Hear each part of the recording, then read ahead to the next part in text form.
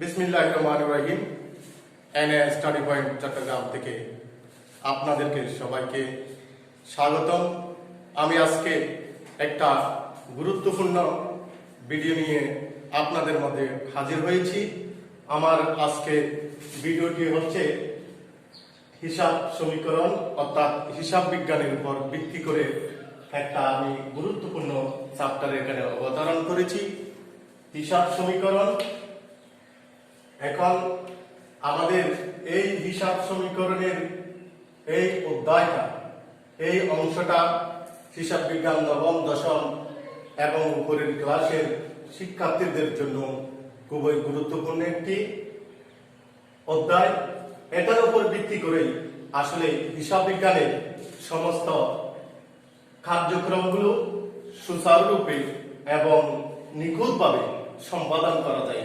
অর্থাৎ হিসাব বিজ্ঞানের যত অঙ্ক আছে আসলে এটার উপর বেস করে যে আমাদের কার্যক্রম সম্পন্ন হয়।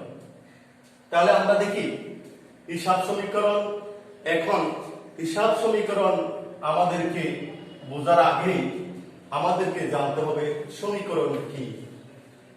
তো আমরা সবাই বীজগণিত করেছি, বীজগণিতের মধ্যে এই সমীকরণগুলোর কাজ আমরা অহরহ করেছি। এখন তবু আমরা একটু ওই সমীকরণের সাথে একটু পরিচিত হই। দেখা যাক প্রিয় ভিউয়ার্স, সমীকরণ।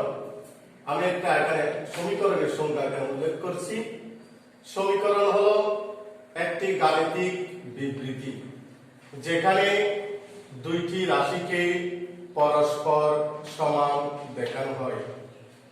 এখানে আমি একটা উদাহরণ নিয়েছি, যেমন 2x plus 3 equal x plus 4। এই যে এখানে দুইটি রাশি, তাহলে 2x plus 3 একটা রাশি, x plus 4 একটা রাশি। এখানে তাদের মধ্যকার একটা সমান চিহ্ন আছে, তার মানে বোঝাতে চাচ্ছে 2x plus 3 রাশিটা এই 2x plus 4 রাশির সমান। তাহলে এটা একটা সমীকরণ। এখন এই হিসাব সমীকরণটা আমি সমীকরণ জিনিসটা যদি বুঝতে পারি, হিসাব সমীকরণ জিনিসটা আরেকটু ক্লিয়ার হয়। তাহলে দেখা যাক এখন আমরা হিসাব সমীকরণ কি সেটা নিয়ে একটু আলোকপাত করি। কোন ব্যক্তি বা প্রতিষ্ঠানের মোট সম্পদের সাথে মোট দায় ও মালিকানা সত্ত্বের সমষ্টির মধ্যে সমতা প্রকাশ করে যে সমীকরণ স্থির করা হয় তা হলো হিসাব সমীকরণ। আমি এখানে সংক্ষেপে লিখেছি হিসাব সমীকরণ। তাহলে দেখা যাক কোন ব্যক্তি বা প্রতিষ্ঠানের মোট সম্পদের সাথে মোট দায় ও মালিকানা সত্ত্বের সমষ্টির মধ্যে সমতা প্রকাশ করবে। তাহলে বোঝা যাচ্ছে একটি প্রতিষ্ঠানে বা একটি ব্যক্তিরও হতে পারে কিছু সম্পদ থাকে, কিছু দায় থাকে এবং তার ওখানে মালিকের অর্থাৎ ব্যক্তি বা প্রতিষ্ঠানের একটা নিজস্ব সত্ত্ব বা দাবি থাকে। এই উপাদানগুলোর সমন্বয়ে আমাদের সমীকরণ গঠিত হয়েছে, হিসাব সমীকরণ গঠিত হয়েছে। এখানে সম্পদের সাথে দায় এবং মালিকানা সত্ত্বের সমষ্টি সাথে একটা সমতা নির্ধারণ করা হয়েছে। অর্থাৎ সম্পদ যত আছে তাহলে এগুলো যখন আমরা যোগ করব, সমষ্টি করব, তখন এই সম্পদের সমষ্টির সাথে আর কতগুলো উপাদান বা রাশির সাথে যখন সমান হয়ে যাবে তখন এটাকে আমরা বলবো হিসাব সমীকরণ। তাহলে আমরা এখানে হিসাব সমীকরণের মধ্যে সম্পদের সমষ্টির সাথে আর অন্য অপর রাশিটি কি, অর্থাৎ সম্পদ যদি একটা সমীকরণ হয়ে থাকে, সম্পদ যদি একটা আমাদের রাশি হয়ে থাকে, তাহলে অপর রাশিটি কি? এই যে আমি এখানে আপনাদের সম্মুখে এই রাশিটা উপস্থাপন করলাম। এটা একটা রাশি 1, এটা একটা রাশি। এখানে আমি যদি এই যে এখানে a একটা রাশি l প্লাস b একটা রাশি, এটাকে আমরা যদি বলি একটা রাশি, এটা যদি আরেকটা রাশি হয়ে থাকে, তাই এখানে যেহেতু সমান চিহ্ন দ্বারা প্রকাশ করা হয়েছে, তাহলে বোঝাতে চাচ্ছে এই রাশি সমান এই রাশি। তাহলে এই যে আমরা দেখতে পাচ্ছি, এইটাই হচ্ছে আমাদের হিসাব সমীকরণ। এখন এই হিসাব সমীকরণের মধ্যে আমরা যদি আরো একটু বিশ্লেষণ করি, আরো একটু বাড়াই, তখন আমাদের কার্যক্রমের ব্যাপকতার ভিত্তিতে আমাদের হিসাব সমীকরণটা একটু বর্ধিত হয়ে এই বর্তমান অবস্থায় দাঁড় করে। এটা হচ্ছে ঠিক থাকবে, সমান চিহ্নের বাম পক্ষে যে রাশিটা আছে, ডান পক্ষে যে রাশিটা আছে, সেই রাশিটা দেখা যাচ্ছে একটু বর্ধিত হয়েছে। এল ঠিক আছে, প্লাস ঠিক আছে, ই এখানে আর নেই। ই এর স্থলে আমরা দেখতে পাচ্ছি বিরাট একটা কতগুলো উপাদান চলে আসছে। তাহলে ইর স্থলে কি আসলো? সি আসলো, প্লাস আর অবলিক আই, তারপর আসলো মাইনাস ইএক্স। এটা একটা সংক্ষিপ্ত রূপ, এটার একটা পুরো নাম আছে, পরে আমরা এটা ডিটেইলস বর্ণনা করব। বিয়োগ ড্রয়িং অর্থাৎ ডি রয়েছে। তাহলে এই চারটি সি, আর, ইএক্স এবং ড্রয়িং ডি, এই চারটা উপাদানের সমন্বয়ে ই, পরিবর্তে এই চারটা উপাদান আমরা এখানে পেয়ে গেলাম। এখন শিক্ষার্থীরা তোমরা একটু খেয়াল করো, এখানে আমরা এই রাশিগুলোর যে প্রতীকগুলো দেখা যাচ্ছে, গাণিতিক প্রতীকগুলো আমরা দেখতে পাচ্ছি, সেগুলোর সাথে একটু পরিচিতি হই। এক হচ্ছে অ্যাসেট, অর্থাৎ অ্যাসেটের নিয়ে এখানে প্রকাশ করা হয়েছে, যার অর্থ হচ্ছে সম্পদ। এল দ্বারা প্রকাশ করা হয়েছে লায়াবিলিটিস, যার অর্থ হচ্ছে দায়। সি সমান হচ্ছে ক্যাপিটাল, অর্থাৎ সি ক্যাপিটালকে বোঝানো হয়েছে, যার অর্থ হচ্ছে মূলধন। আর এখানে আর দ্বারা বোঝানো হয়েছে রেভিনিউ, অর্থাৎ আয়। ইএক্স যাকে বোঝানো হয়েছে এক্সপেন্সেস, তার মানে ব্যয়। ডি কে ড্রয়িংস বোঝানো হয়েছে, যার অর্থ হচ্ছে উত্তোলন। তাহলে আমরা উত্তোলনটা একটু লিখে দিই, উত্তোলন। তাহলে আমরা লিখলাম। এখন দেখা যাক, আমরা এখানে এ বলতে অ্যাসেট বোঝানো হয়েছে, এল বলতে লায়াবিলিটিস অর্থাৎ দায় বোঝানো হয়েছে। এই ই এর জায়গায় চারটা উপাদান, এগুলো সি দিয়ে ক্যাপিটাল বোঝানো হয়েছে, রেভিনিউ আয় বোঝানো হয়েছে। এই যে এখানে আয় যেটা, সেটা হচ্ছে ইনকামের আয়, প্রথম অক্ষর নেওয়া হয়েছে। ইনকাম যে রেভিনিউ একই কথা, সেজন্য এখানে আমরা যে কোনো একটা লিখতে পারি। তবে এখন বর্তমানে আর কে এখানে শো করা হচ্ছে বিভিন্ন ইয়াতে, তাহলে আমরা এটা এখন ধরে নিলাম। এক্সপেন্সেস ইএক্স দেখতে পেলাম, তারপরে ড্রয়িং দেখতে পেলাম। তার মানে বোঝাতে চাচ্ছে ই হচ্ছে ক্যাপিটাল এবং আয়ের যোগফল থেকে তোমার ব্যয় এবং ড্রয়িং উত্তোলন, এই দুইটা বিয়োগ করা হবে। অর্থাৎ এই দুইটার যোগফল থেকে এই দুইটা যদি বিয়োগ করে দিই, তার মানে ব্যয় এবং উত্তোলন বিয়োগ করে দিই, তাহলে আমরা ই পেয়ে যাচ্ছি। তাহলে এই জিনিসটাকে আমরা হিসাব সমীকরণকে আমরা আরেকটা সুন্দরভাবে একটা গ্রাফের মধ্যে যদি নিয়ে আসতে পারি, দেখা যাক কি হয়।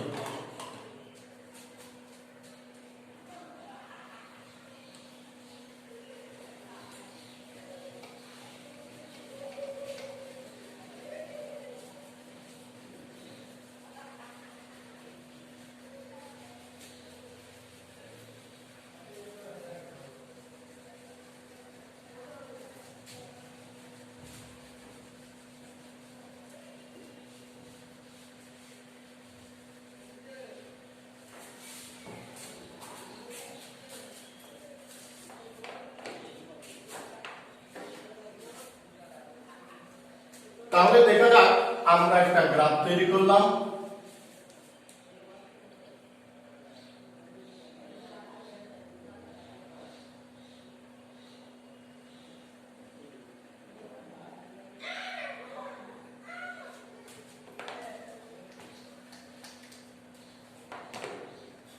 তাহলে আমরা এখানে দেখতে পেলাম মালিকানা সত্ত্ব চারটা কারণে আমাদের পরিবর্তন হতে যাচ্ছে। এই চারটা বিষয়গুলো একটু আমরা দেখি। এটাকে আমি মালিকানা সত্ত্ব হিসেবে ধরে নিলাম, অর্থাৎ ই।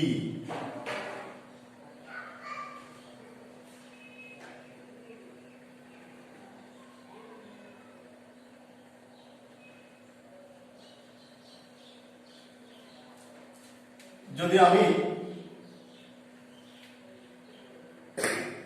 এখানে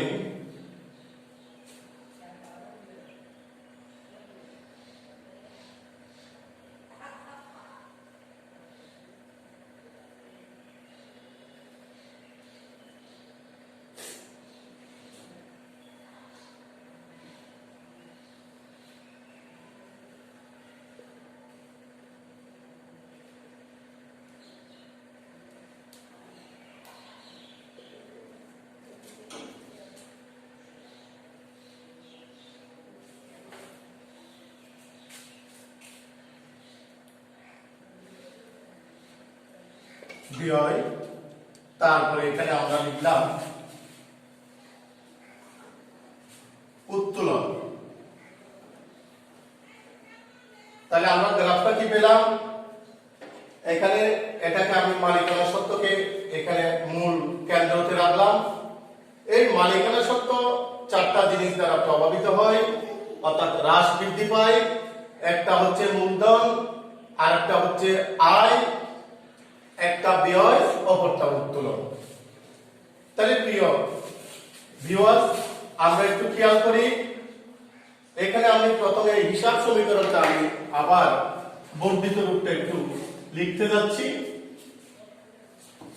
এই ই এর জায়গায় আমাদের এই চারটা জিনিস আসলো, ইএক্স মাইনাস ড্রয়িং উত্তোলন।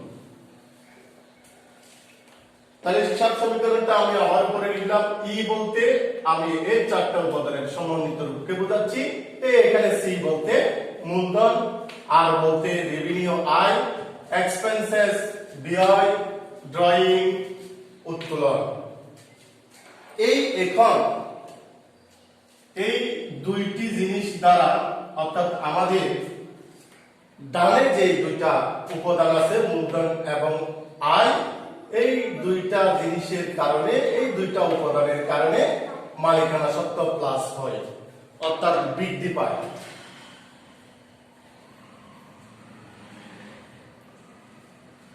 আবার অপরপক্ষে আমাদের বামে যে দুটি উপাদান রয়েছে ব্যয় এবং উত্তোলন, এই দুটির কারণে হ্রাস পেয়ে থাকে, মাইনাস হয়, অর্থাৎ বিয়োগ হয়।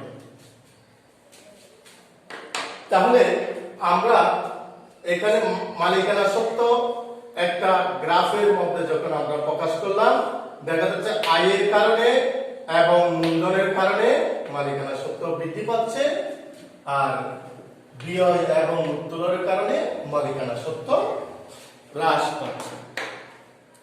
তাহলে আমরা এখন এই গ্রাফের মধ্য দিয়ে যদি আরো একটু বিশ্লেষণ করি, এখন মূলধনের কারণে বৃদ্ধি পায়, আবার দেখা যাবে এই আয়ের কারণে বৃদ্ধি পায়। এগুলো হচ্ছে বৃদ্ধিটা দ্বারা হচ্ছে এদের পজিটিভ মানের উপর ভিত্তি করে, অর্থাৎ ধনাত্মক মানের উপর ভিত্তি করে। যখন আয়টা যখন একটা ব্যবসা বা প্রতিষ্ঠানের আয় যখন হ্রাস পাবে, তখন এখানে কিন্তু বৃদ্ধি না পেয়ে এটা মাইনাস হবে, অর্থাৎ হ্রাস পাবে। যেমন আমার যদি ব্যবসাতে বিক্রয় করেছিলাম, বিক্রয়টা যদি আয় হয়, তখন বিক্রয় অবশ্যই একটা ব্যবসাতে আয়, বিক্রি করার কারণে আয় হলো। এখন যত টাকা বিক্রি করলাম, মনে করো 5,000 টাকা, এই 5,000 টাকা মালিকানা সত্ত্ব অবশ্যই বৃদ্ধি পাবে। যখন বিক্রয় ফেরত একটা কথা লিখবে, তখন 5,000 টাকা থেকে যখন আমাদের বিক্রয়কৃত পণ্য ফেরত আসবে, বিক্রয় ফেরত যাকে বলে, ধরে নিলাম 100 টাকা। এটার কারণে বিক্রয় নামক আয়টা হ্রাস পায়। অর্থাৎ একটাই হ্রাস পাওয়া মানে এখানে প্রকৃতপক্ষে আয়টাই হ্রাস পাচ্ছে, অর্থাৎ এটা আয় নেগেটিভ হচ্ছে, অর্থাৎ হ্রাস পাচ্ছে। তখন এখানে গিয়েও মালিকানা সত্ত্ব হ্রাস পাবে। কারণটা হচ্ছে এটা আয় বৃদ্ধি পাওয়া, তার মানে পজিটিভ ধারণা থেকে বৃদ্ধি দ্বারা হচ্ছে, আর নেগেটিভ ধারণা যখন হবে, উল্টো যখন হবে, তখন অবশ্যই এটা মাইনাস হবে। অর্থাৎ বিক্রয় ফেরতের কারণে আর এটা বৃদ্ধি পাবে না, তখন মাইনাস হয়ে যাবে। আমি এটা বোঝাতে চেয়েছিলাম। আবার একইভাবে আমরা যদি বললাম যে ব্যয়ের কারণে, ব্যয়ের কারণে আয় হ্রাস পায়, এটাও পজিটিভ ধারণা থেকে। অর্থাৎ ব্যয় যখন বৃদ্ধি পায়, তখন অটোমেটিক্যালি আমাদের মালিকানা সত্ত্ব হ্রাস পেয়ে যাবে, মাইনাস হবে। কিন্তু যখন ব্যয় হ্রাস পাবে, অর্থাৎ ব্যয় নেগেটিভ হবে, মাইনাস হবে, তখন আর এখানে মালিকানা সত্ত্ব মাইনাস না হয়ে প্লাস বেড়ে যাবে, প্লাস হবে। তাহলে দেখা যাক, এই ক্রয় 5,000 টাকা ধরে নিলাম। ক্রয় করা মানে একটা ব্যবসাতে ক্রয় নামক একটা খরচ বৃদ্ধি পাওয়া, তার মানে ব্যয় বৃদ্ধি পেল, তার মানে ব্যয়ের পজিটিভ ধারণা আসলো, তখন অটোমেটিক্যালি মালিকানা সত্ত্ব মাইনাস হবে। অর্থাৎ ক্রয়ের কারণে মালিকানা সত্ত্ব মাইনাস। আর যখন ব্যয় হ্রাস পাবে, অর্থাৎ নেগেটিভ হবে, তখন কি হয় দেখি একটা উদাহরণের মাধ্যমে। যেমন ক্রয় ফেরত, ক্রয় ফেরত মনে করলাম 500 টাকা। 5,000 টাকার মাল আমরা ক্রয় করেছিলাম, ক্রয় করার পরে 500 টাকার পণ্য, 5,000 টাকার মাল ক্রয় করেছিলাম, ওখান থেকে 500 টাকা পণ্য আমার কাছে ফেরত চলে আসলো, তার মানে ক্রয় ফেরত হলো। ক্রয় ফেরত হওয়া মানে ব্যয় মাইনাস হওয়া, অর্থাৎ ব্যয় হ্রাস হওয়া। তাহলে এখন ব্যয় হ্রাস হওয়ার কারণে, অর্থাৎ ব্যয়টা নেগেটিভ ধারণা হওয়ার কারণে, নেগেটিভ অবস্থা প্রকাশ করার কারণে, এখানে তখন ক্রয় ফেরতের কারণে আর এটা ব্যয়টা হ্রাস না পেয়ে কি হয়ে যাবে, বৃদ্ধি হয়ে যাবে। অর্থাৎ তাহলে বুঝতে পারলাম পজিটিভ ধারণা থেকে এগুলো নেওয়া হয়েছে। যদি কোনোটা আইটেমের নেগেটিভ ধারণা চলে আসে, তখন এটা উল্টো হয়ে যাবে, অর্থাৎ আয় বৃদ্ধি হলে ডেবিট হবে, যদি হ্রাস পেয়ে যায় তাহলে এখানে আয় যদি বৃদ্ধি অর্থাৎ পজিটিভ ধারণা হয়, তখন মালিকানা সত্ত্ব বৃদ্ধি পাবে। আর আয় যদি নেগেটিভ ধারণায় চলে আসে, তখন এখানে মালিকানা সত্ত্ব মাইনাস হবে। একইভাবে ব্যয় যখন বৃদ্ধি পায়, তার মানে পজিটিভ ধারণা নেয়, তখন মাইনাস হয়, অর্থাৎ মালিকানা সত্ত্ব হ্রাস পায়। যখন ব্যয় নেগেটিভ ধারণা সৃষ্টি হয়, তখন আমাদের মালিকানা সত্ত্ব হ্রাস না পেয়ে বরং বৃদ্ধি পেয়ে থাকে। তাহলে আমরা এখানে একটা গ্রাফের মধ্য দিয়ে আমরা ই এর প্রভাবটা এখানে দেখালাম। এখন আমরা আজকে আরেকটা বিষয় জানবো। ই এর বিষয়টা আমরা এখন মোটামুটি বোঝার চেষ্টা করেছি।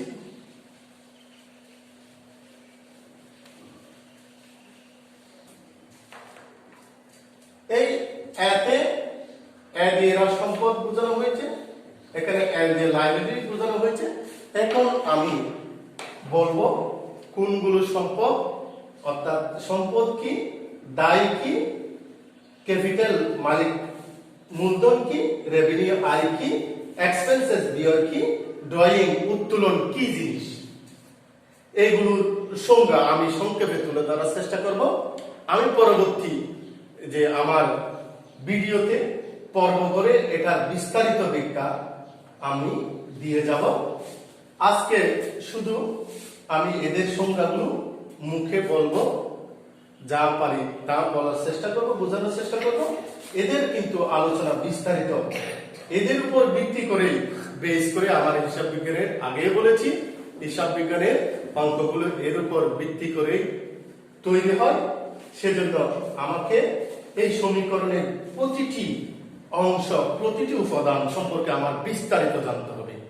তাহলে আজকে আমরা একটু সংক্ষেপে জেনে নিই। সম্পদ, সম্পদ হচ্ছে ওই বস্তু বা জিনিসগুলো বা অন্য কোনো উপাদান যেখানে ব্যবসার পূর্ণ দাবি থাকে, যেটা মুনাফা অর্জনে সহায়তা করে। যেমন আমি যদি বলি আসবাবপত্র,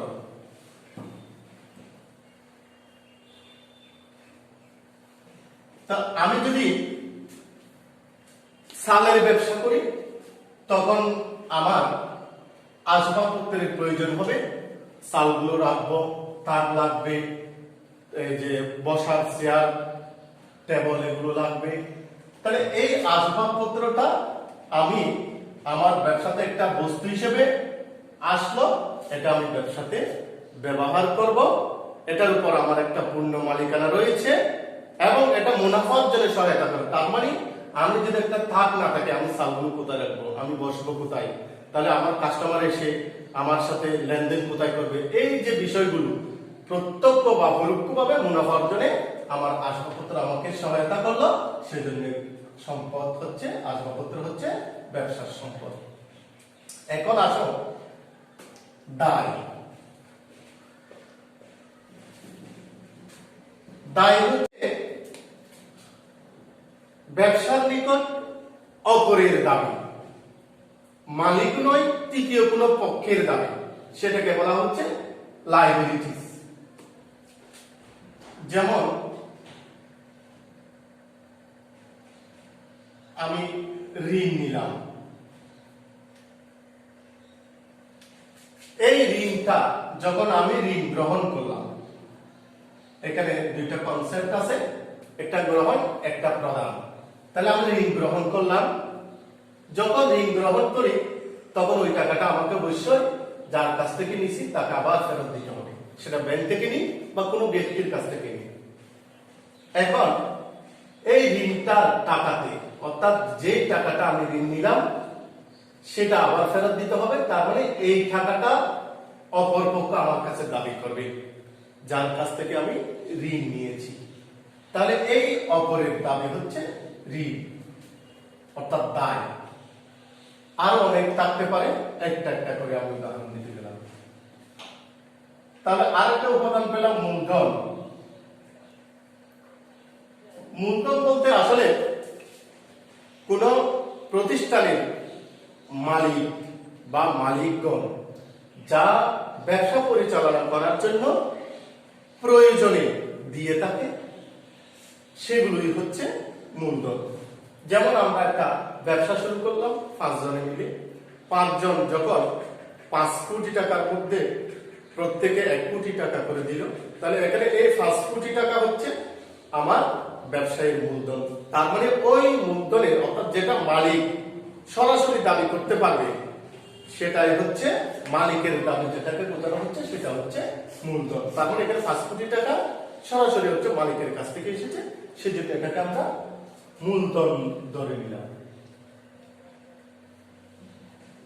মালিক কর্তৃক প্রদত্ত অর্থ, অর্থাৎ কোথায় প্রদান করবে? ব্যবসাতে অথবা কোনো প্রতিষ্ঠানে মালিক কর্তৃক প্রদত্ত অর্থ, সেটাই মূলধন একটা নামে পরিচিতি লাভ করে, বা অন্য নামেও হতে পারে, সেই আর এক মালিকের ব্যবসা বা যে জয়েন্ট স্টেট কোম্পানির ক্ষেত্রে এগুলো এক এক নামে পরিচিতি লাভ করে।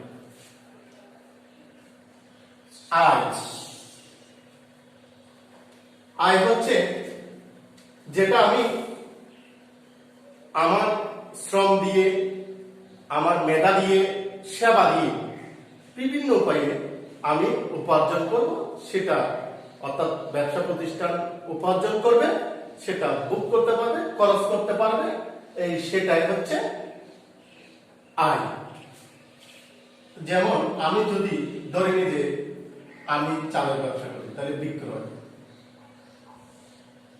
তাহলে আমি চাল বিক্রি করলাম, পণ্যের বিনিময় হলো, অর্থাৎ পণ্য আমার কাছ থেকে চলে গেল, এর বিনিময়ে আমি অর্থ পেলাম, অর্থটা অবশ্যই আমি বুক করতে পারবো, আমার প্রয়োজনে খরচ করতে পারবো। এখানে তৃতীয় পক্ষের কোনো দাবি সাধারণত সরাসরি প্রত্যক্ষভাবে থাকবে না, সেটাই হচ্ছে আয়।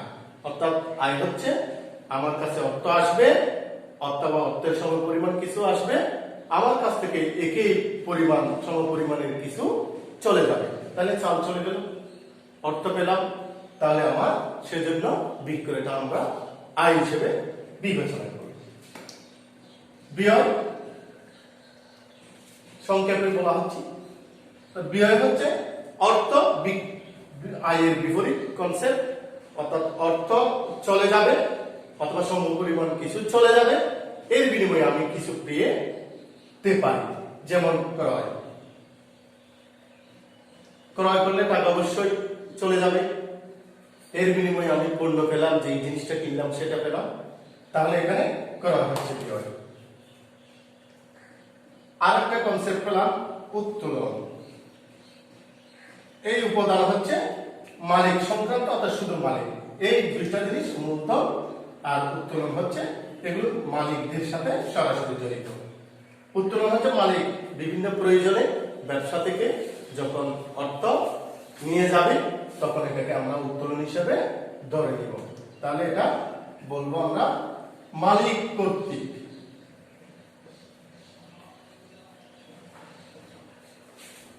অর্থ ব্যবসা থেকে বা প্রতিষ্ঠান থেকে উঠানো।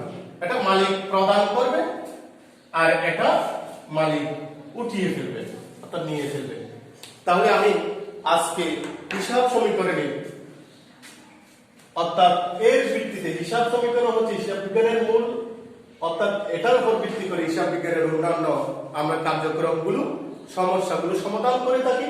সেজন্য এটা না বুঝলে কিন্তু আমাদের বাকি হিসাব বিজ্ঞানের কার্যক্রমগুলো আমাদের সুচারুরূপে সম্পন্ন করা সম্ভব নয়। সেজন্য এটা আমাদের অবশ্যই বোঝা দরকার এবং এটা আত্মস্থ করা দরকার। আমি আজকে সংক্ষেপে অর্থাৎ প্রাথমিক ধারণাটা সমীকরণের উপর দিতে চেষ্টা করেছি। আমার পরবর্তী ভিডিওতে আমি এর বিস্তারিত ব্যাখ্যা, এর যে সমস্যা সমাধান এটা কিভাবে ব্যবহৃত হয়, সেই বিষয়গুলো আমি পর্ব আকারে আপনাদের মাঝে আমি উপস্থাপন করব। আজকেই এতটুকুই। স্টাডি পয়েন্ট চট্টগ্রাম এর পক্ষ থেকে সবাইকে মুবারকবাদ জানিয়ে, ধন্যবাদ জানিয়ে আমার আজকের ক্লাস শেষ করলাম। খুদা হাফেজ। বাংলাদেশ চিরজীবী হোক।